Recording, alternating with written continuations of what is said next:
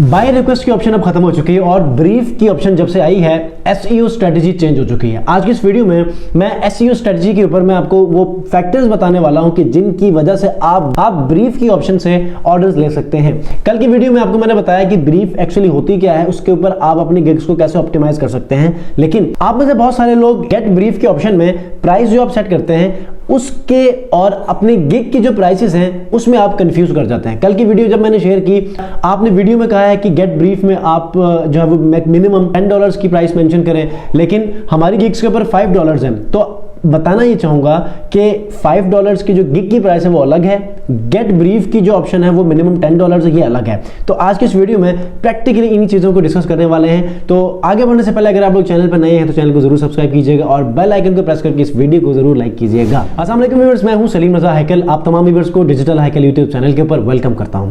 दोस्तों, gate brief की option जब से आई है आपने देखा है कि आपके इंप्रेशंस, क्लिक्स और इवन कि आपके ऑर्डर्स भी बिल्कुल कम हो चुके हैं। अगर जिनके बहुत ज़्यादा ऑर्डर्स लग रहे थे उनके बिल्कुल 50% डाउन हो चुके हैं, और जिनको पहले से थोड़े रिस्पांस मिल रहे थे या सिर्फ इंप्रेशंस या क्लिक्स मिल रहे थे तो वो बिल्कुल ख़त्म हो चुके हैं। तो उसकी रीज़न गेट ब्रीफ की ऑप्शन के आने के बाद की ये चेंजेस हैं।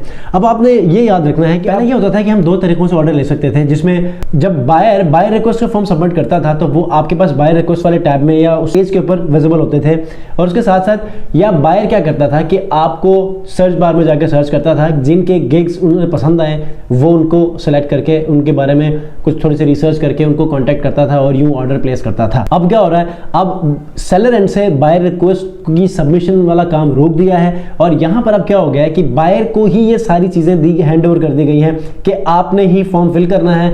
और फॉर्म फिल करने के बाद फाइवर का एल्गोरिदम क्या करेगा, कुछ ऐसे रिलेटेड जो गिग्स हैं या बेस्ट परफॉर्मिंग गिग्स हैं जो कि उन्हीं की कैटेगरी के अंदर ही, कि जिसमें बायर ने उस कैटेगरी को सिलेक्ट किया था और रिक्वायरमेंट सबमिट किए थे, तो उन कीवर्ड्स को एनालाइज करके फौरन सेकंड्स में जो है वो कुछ सिलेक्टिव सेलर्स को वो सिलेक्ट करेगा और उनको नोटिफिकेशन भेजेगा अपॉर्चुनिटी के नाम से। ठीक है, तो यहां पर मैं आपको लैपटॉप स्क्रीन के ऊपर ले जाकर थोड़ी सी इसकी अंडरस्टैंडिंग देता हूं कि अब ब्रीफ के आने के बाद आपने अपनी गिग्स को कैसे ऑप्टिमाइज करना है कि आप डायरेक्टली टारगेट हो जाएं और वो अपॉर्चुनिटी की जो नोटिफिकेशंस हैं वो आपको आना शुरू हो जाए, और वो जो जब वो बायर सबमिशन देता है तो मैच का जो फैक्टर है वो यहां पर अप्लाई हो और आपकी गिग्स यहां पर नॉमिनेट हो जाए। ठीक है, तो मैं लैपटॉप स्क्रीन के ऊपर थोड़ा सा आपको लाइट सा आइडिया दे देता हूं कि आपने बायर एंड पे उस फॉर्म को कैसे आपने अपने माइंड में रखना है और फिर आपने अपनी गिग्स को कैसे ऑप्टिमाइज करना है, क्योंकि पहले से अब वाली स्ट्रेटजी चेंज हो चुकी है।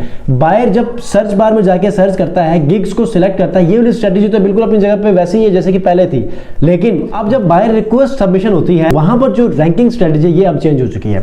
तो आप लोगों ने क्या करना है, सबसे पहले तो आपने ये देखना है, जब आपने गिग को ऑप्टिमाइज करना है आपने ये देखना है कि बायर रिक्वेस्ट सबमिट करते हुए फाइवर ने बायर को कौन कौन से फील्ड्स दिए हैं। तो उसमें से सबसे ज्यादा जो एसईओ के लिए ज्यादा इफेक्टिव है वो ये है आपकी कैटेगरी। जिस कैटेगरी को बायर सेलेक्ट करेगा उनके हवाले से गिग्स जो है वो सिलेक्ट होंगी, और फाइवर भी रेकमेंड करेगा उन्हीं गिग्स को जिस कैटेगरी को यहां पर बायर ने सिलेक्ट किया है। तो इसमें जो फाइवर का एल्गोरिथम है वो क्या करता है कि फौरन से उसके डिस्क्रिप्शन में से कुछ कीवर्ड्स उठाता है और उस कैटेगरी में जाके बेस्ट परफॉर्मिंग गिग्स जो इन टाइम डिलीवरी भी हो, जिसकी रेटिंग भी अच्छी हो, ऑलरेडी उसके रिव्यूज भी अच्छे हो, रिकरिंग कस्टमर जिसके ज्यादा हो, इन तमाम चीजों को वो कंसीडर करके इवेलुएट करने के बाद वो फिर नोटिफिकेशन भेजता है कुछ सर्टेन अमाउंट ऑफ सेलर्स को। ठीक है, तो यहां पर आपने देखा है कि तीन चीजें हैं। यहां पर टेल अस अबाउट योरसेल्फ है, यहां पर किस काम की खातिर आप यहाँ पर सेलर्स को ढूंढना चाह रहे हैं वो लिखना है, अटैचमेंट है, और यहाँ पर कैटेगरीज है।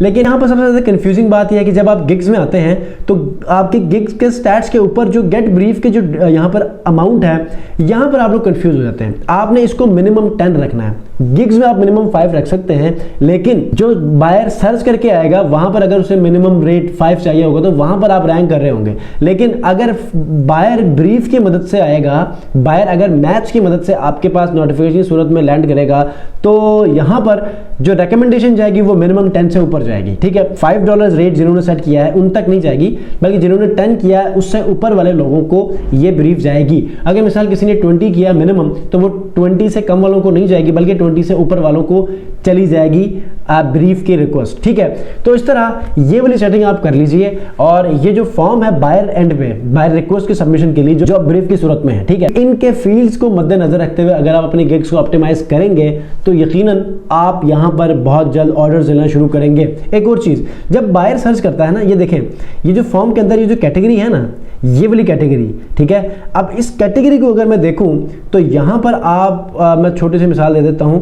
ये वाली कैटेगरी, अब जैसे कि ऑनलाइन के फिल्टर में चले जाते हैं तो वहां पर आपके जो सेलर्स हैं वो कम हो जाते हैं, और इवन की जो आप 7th 8th या किसी 3rd 4th में रैंक कर रहे होते हैं, तो ऑनलाइन के स्टेटस में अगर आप ऑनलाइन है तो फर्स्ट पेज के ऊपर समटाइम आप रैंक करते हैं। ठीक है, इसी तरह ही अब क्या हुआ है कि जब यहां पर कोई कैटेगरी सर्च होगी या कैटेगरी सिलेक्शन होगी बाय रिक्वेस्ट के लिए, ठीक है, तो यहां पर क्या होगा कि आपकी कैटेगरी में भी उस चीज को देखा जाएगा कि रैंकिंग में कौन कौन आ रहा है। ठीक है, तो मिसाल के तौर पे मैं यहां चला जाता हूं फाइवर के ऊपर, ठीक है, फाइवर के बायर वाले सेक्शन में चला जाता हूं और यहां पर जब मैं सर्च करता हूं मिसाल के तौर पे लोगो डिजाइन में जब यहां पर सर्च करता हूं, तो जब आपने अपनी गिग्स को ऑप्टिमाइज करना है तो अपनी कैटेगरी में देखना है कि उस कैटेगरी के अंदर कितने लोग हैं। लोगो डिजाइनिंग में यहां पर मैं यहां पर कैटेगरी में आ गया, कैटेगरी में आने के बाद लोगो डिजाइन में 2,21,000 है। ठीक है, तो यह 2,12,000 है।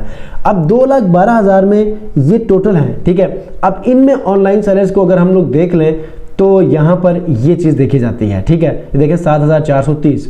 तो आपकी स्पेसिफिक कैटेगरी में भी ये चीज़ें मैटर करती हैं कि वो वहां पर आप कहाँ रैंक कर रहे हैं। अब लोगो डिजाइनिंग में भी काफ़ी सारी चीज़ें हैं, ये देखें, मिनिमलिस्ट है, 3D है, कार्टून है, सिग्नेचर है, हैंड ड्रॉ है, विंटेज है, वाटर कलर्स है। अगर इनमें आप यहाँ पर वाटर कलर्स में देखें तो ये सर्चिंग के लिए कह रहा है, लेकिन यहाँ पर आपकी वो टारगेटिंग चेंज हो जाएगी, आपकी रैंकिंग चेंज होगी, और वहां पर अगर आपने इन कैटेगरीज में से कीवर्ड्स को यूज किया तो यहां पर भी आप रैंक कर रहे होंगे। ठीक है, तो उम्मीद करता हूं आज की फाइवर गेट ब्रीफ के अंदर आपको जो जो चीजें बताई, आप देखें यहां पर लोगो डिजाइनिंग में फर्दर में वाटर कलर्स में चला गया, लोगो डिजाइनिंग के अंदर जो सब कैटेगरी है, तो 144 सर्विस यहां पर अवेलेबल है। ठीक है, अगर बाय रिक्वेस्ट कोई लोगो डिजाइनिंग में आके वाटर कलर्स में आपको सर्च करता है, तो अगर आपने अपनी गिग इसके हवाले से ऑप्टिमाइज की है तो यकीनन आप वहां पर रेकमेंड किए जाएंगे। ठीक है, तो ये एक सबसे अच्छी चीज़ है और ये गालिबा किसी ने भी आपसे शेयर नहीं की होगी, तो उम्मीद करता हूं कि आप इन चीज़ों को पिक करें और इन्हीं चीज़ों के हवाले से ही आप अपनी गिग्स को ऑप्टिमाइज करें, अपनी गिग्स की एसईओ करें। क्यों? क्योंकि बायर एंड में जो फील्ड दिए जाते हैं फाइवर के एल्गोरिथम हमेशा उन्हीं फील्ड्स की मदद से आपकी गिग की रैंकिंग को इवैल्यूएट कर रहा होता है। ठीक है, तो इंशाल्लाह नेक्स्ट वीडियो में ऐसे एक इन्फॉर्मेटिव वीडियो के साथ इंशाल्लाह हाजिर होंगे। उम्मीद करता हूं आज की इस वीडियो को आप समझ चुके होंगे। अगर कोई कंफ्यूजन है तो आप मुझे कमेंट्स में बता सकते हैं, और जाते जाते पिछले 2 हफ्तों से मैं आपको कमेंट्स का रिप्लाई भी नहीं कर सका और लाइव सेशन भी नहीं हुआ, कुछ तबीयत भी खराब थी जिसकी वजह से मैं प्रॉपरली यहाँ पर रेगुलर नहीं हुआ। इंशाल्लाह इस संडे 9 बजे लाइव सेशन भी होगा, आपके तमाम कंसर्न्स, तमाम कमेंट्स और तमाम सवालात के जवाब भी दूंगा।